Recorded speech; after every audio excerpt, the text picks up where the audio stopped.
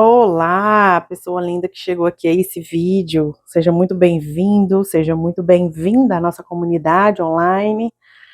Seja muito bem-vinda à nossa mensagem do dia, um direcionamento, uma palavra que o Senhor tem para nós.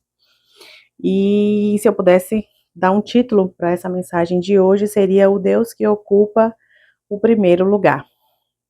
O texto base da nossa conversa hoje vai ser o livro de Deuteronômio, lá no capítulo 4, e do verso 39 ao 40, e Deuteronômio 5, no verso 7.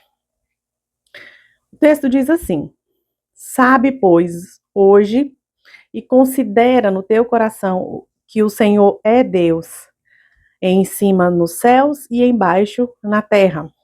Não há nenhum outro.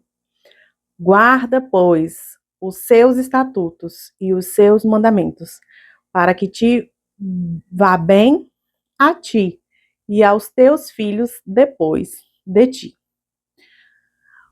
O próximo verso diz: Não terás outros deuses diante de mim. E para a gente começar o nosso bate-papo de hoje, a gente precisa trazer à tona uma verdade. O fato de que existe uma verdade e que Deus deseja estabelecer antes de qualquer passo ou reconstrução da nossa vida. Ele não quer apenas fazer parte, ele quer ocupar o primeiro lugar. E é interessante que, antes de entregar todos os mandamentos ao povo, Deus lembra exatamente de quem ele é. Se você analisar o texto, você vai ver que ele começa dizendo: Eu sou o Senhor, o teu Deus. Antes da ordem, existe a identidade divina. Antes de Deus falar sobre obediência, ele vem trazer à tona um relacionamento. E antes dele fazer qualquer exigência, a gente percebe que existe a graça daquele que libertou Israel da escravidão. E aí, a gente vai começar a perceber que Deus ele estabelece um fundamento sobre o qual toda a vida do seu povo deveria ser construída, que é: não terás outros deuses diante de mim. Esse não é apenas o primeiro mandamento, ele é o alicerce, a base de todos os outros. Quando Deus ele deixa de ocupar esse primeiro lugar, todas as outras áreas da nossa vida ela começa, ainda que lentamente, a sair do lugar.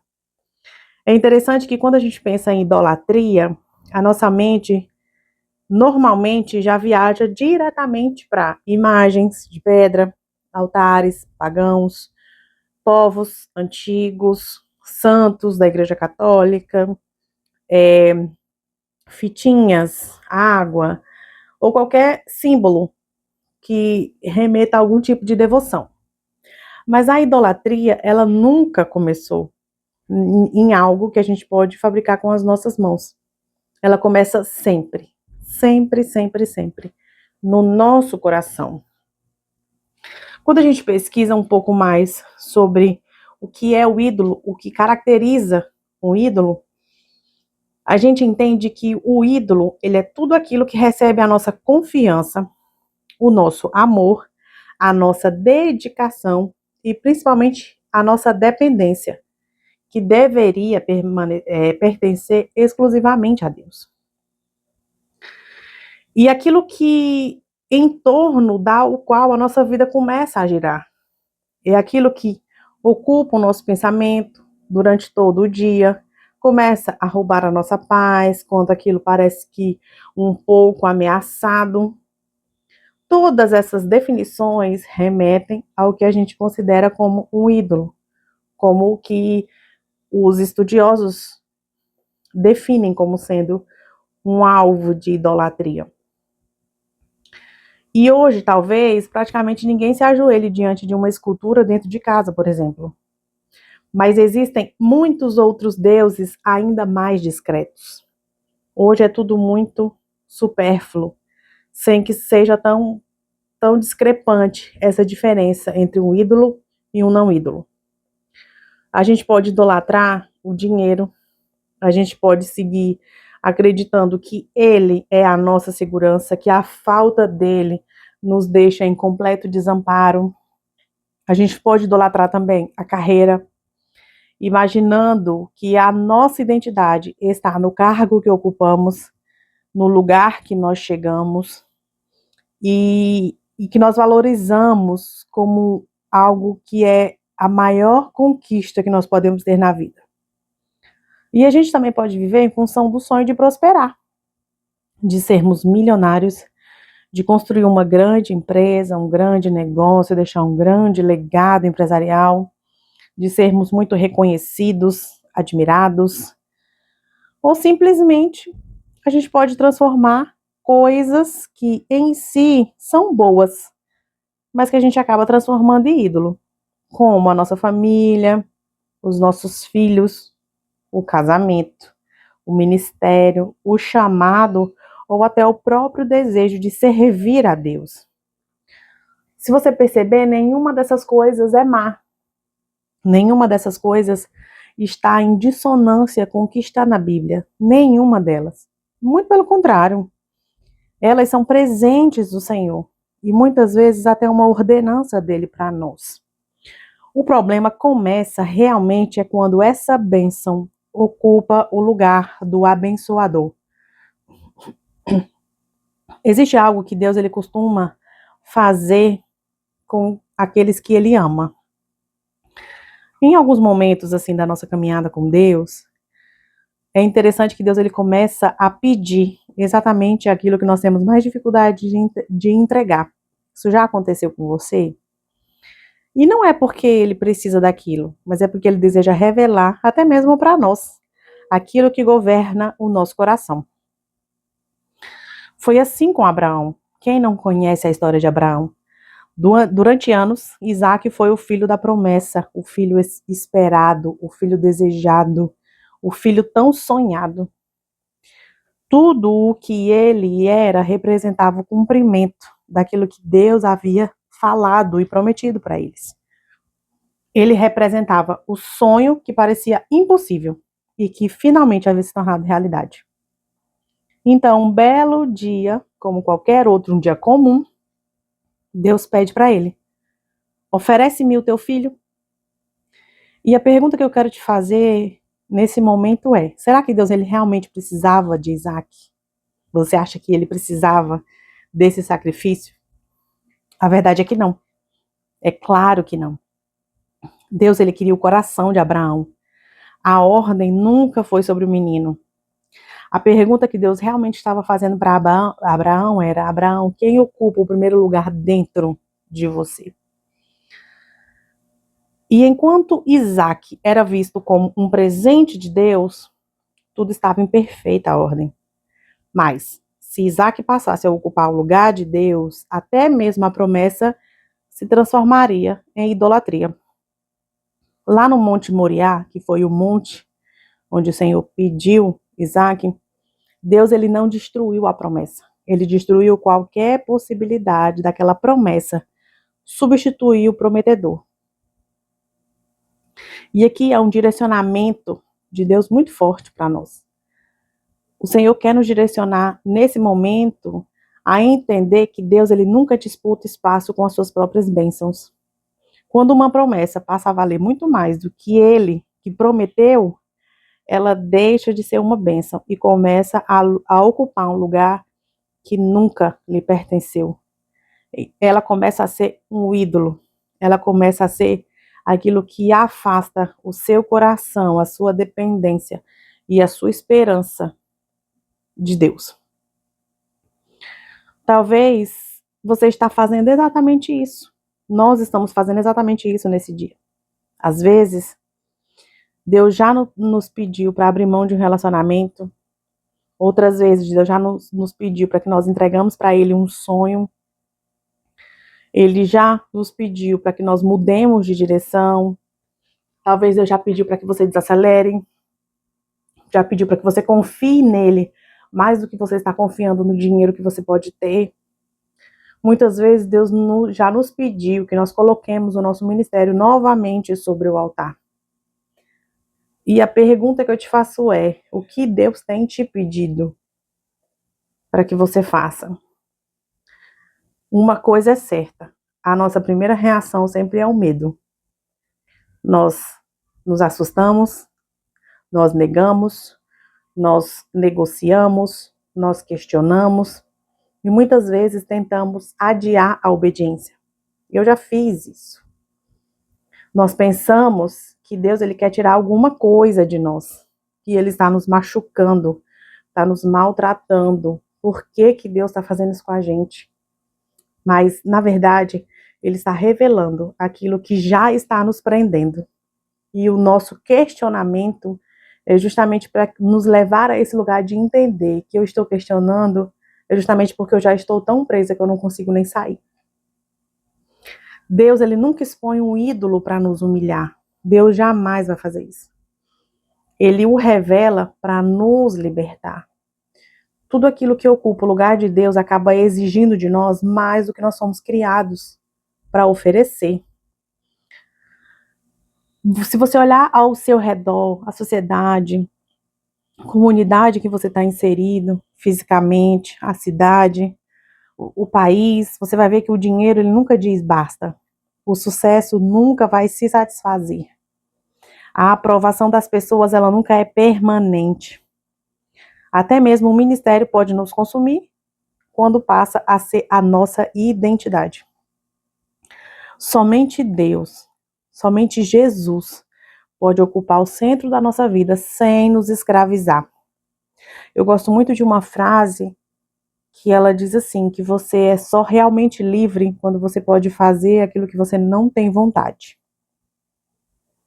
E talvez Deus ele esteja pedindo para que você abra mão daquilo. Talvez para sempre. Talvez por um tempo. Talvez Deus esteja apenas perguntando se você consegue colocá-lo novamente sobre o altar. Aquilo que nós não conseguimos colocar nas mãos de Deus, provavelmente já tomou o lugar de Deus dentro de nós, no nosso coração. E é por isso que Moisés finaliza dizendo, lá no final do versículo, guarda os seus estatutos e os seus mandamentos para que te vá bem a ti e aos filhos depois de ti. Que promessa extraordinária. A nossa obediência nunca produz frutos apenas em nós. E isso é importante que nós guardemos dentro do nosso coração. A obediência, ela alcança os nossos filhos, alcança os nossos netos e alcança pessoas que talvez a gente nunca nem vai conhecer. Mas, assim como o pecado deixa herança, a fidelidade também deixa. E olha como isso é lindo. Cada decisão de colocar Deus em primeiro lugar constrói um legado para as próximas gerações da nossa família. Os nossos filhos aprenderão muito mais observando os nossos altares do que ouvindo simples discursos, simples palavras. Eles, com o tempo, perceberão quem realmente governa a nossa casa. Se é Deus ou se é o dinheiro. Se é Deus ou se é o trabalho. Se é Deus ou é a ansiedade. Se é Deus ou se é a nossa necessidade de reconhecimento. Se é Deus ou é a força do nosso braço. Hoje eu quero te dizer que a maior herança que você pode deixar para sua família não é uma casa, ou uma empresa, ou uma conta bancária. Isso importa, mas não é a maior. Talvez a sua maior herança seja um coração que permaneceu fiel ao Senhor até o fim. Se nós estamos construindo uma casa, reconstruindo uma casa, uma estrutura, deixando para trás um velho homem, nós precisamos começar reconstruindo o altar. Porque uma casa só permanece firme quando Deus ocupa o lugar que sempre foi dele. E o Espírito Santo está nos perguntando, nessa hora, o que ocupa o primeiro lugar aí no seu coração? E eu não quero que você responda rapidamente. Eu quero que você ore. E eu quero que você permita que Deus sonde as profundezas da sua alma e da sua mente. Muitas vezes aquilo que nós temos mais dificuldade de entregar revela exatamente aquilo que nós mais corremos o risco de idolatrar. Então, Deus não faz essa pergunta para condenar você. Eu quero que isso fique bem claro aqui. O Senhor, ele não está te expondo. O Senhor, ele não está te condenando. O Senhor não está apontando um dedo para você. Deus não está brigando com você. Ele está fazendo isso hoje porque ele te ama. E ele deseja que o seu coração seja completamente livre da escravidão, do medo, da necessidade de agradar, da necessidade de controlar tudo. O Senhor quer que você seja livre de qualquer amarra que tente ocupar qualquer lugar que pertence somente a Ele, na sua vida. Quando Deus ocupar esse lugar, todo o resto vai encontrar o seu devido lugar. E você pode repousar nessa certeza. E diante disso, eu quero orar por você, eu quero interceder pela sua vida. Então, se você puder, feche os seus olhos onde você estiver. Se não puder, se mantenha em espírito de oração para que nós oremos juntos. Vamos lá? Pai, hoje nós reconhecemos que somente Tu és o nosso Deus, que não existe outro acima de Ti, nem ao Teu lado ou abaixo de Ti, que possa ocupar um lugar que é só Teu. Sonda o coração dessa pessoa nesse momento, Deus, e revela toda idolatria escondida, até mesmo aquelas que ela ainda nem consegue enxergar. Mostra para essa pessoa que se existe algum sonho, pessoa, projeto, ministério, dinheiro ou qualquer desejo que tenha recebido o amor, a confiança ou a dedicação que pertencem somente a Ti, para que ela possa renunciar agora, em nome de Jesus.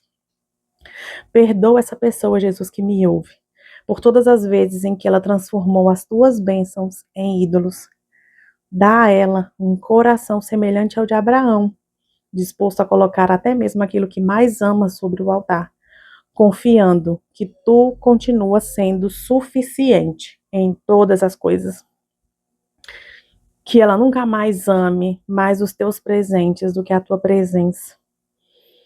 Que a obediência alcance também os filhos dessa pessoa e as próximas gerações, para que a maior herança que ela possa deixar seja uma vida completamente rendida ao Senhor e que testemunhe a Tua graça, o Teu amor e a Tua misericórdia.